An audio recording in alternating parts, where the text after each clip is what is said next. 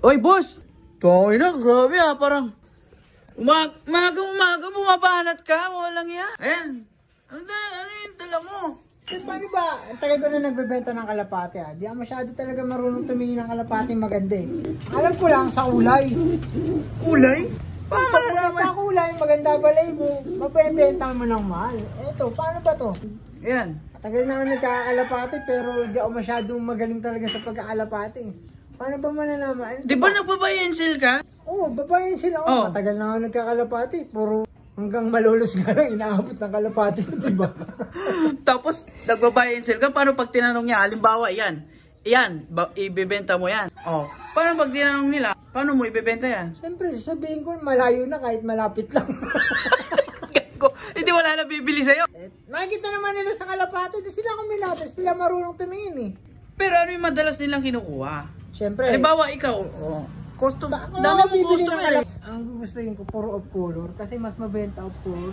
Sa mga bata? Mga bata, tsaka doon sa bayan. So, pag gantong checkered, regular ordinary color, Ay. ayaw nilang bilhin.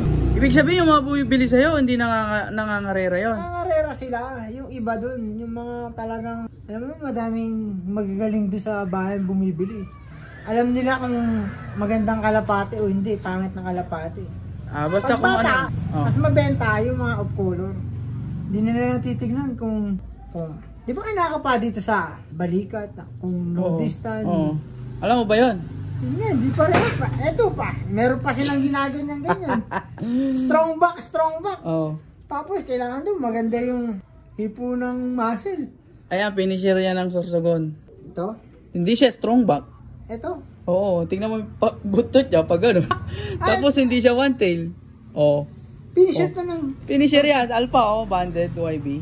Pero cut off nga lang, maraming cut off yan. Pero kita mo, gaganto sa akin, hindi ko bibili ng 100 to eh.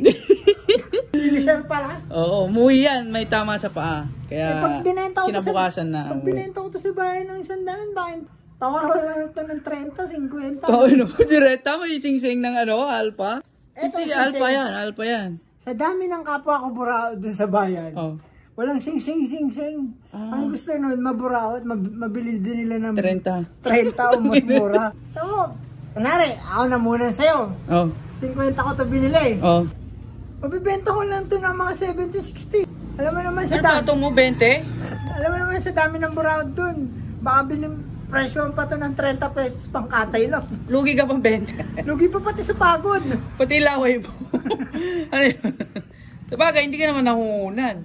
Oo, kumita na ako ng 20. Malaking bagay na yun. Pambili na rin ng todo ko. Huwag ganyan.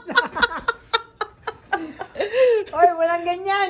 Ito, hindi na nila alam yan. Finisher. Pero kung hindi ko sinabi, hindi mo alam. Hindi ko alam. Kasi wala naman sa tindig yan eh. Ito mo, akala ko pangit to eh. Pangit na kalapate ito. Checkered lang, ordinary lang. Hindi ko tutusin. Talaga kahit kanino, pag dinala ko to sa bahay, kahit panoorin mo ko kung paano ibenta to.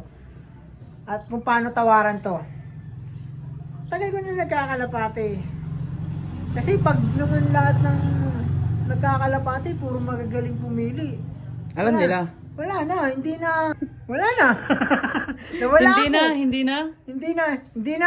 ano. Kaya kailangan may background check muna sila. May pruweba. Kung sabi mo finisher yan, dapat may pruweba. Oy. May clacker na ipapakita.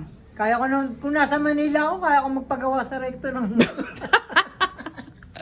Paparekto mo pa yan, tapos magkano 30, ibibenta? 70? 70? Magkano pamasahe sa Maynila ngayon? 490. Adik ka ba? Doon maraming gumagawa ng certificate, pre, kahit anong certificate, kahit diploma. Yung mga hindi niya narating. Hindi ka graduate ka doon, pre.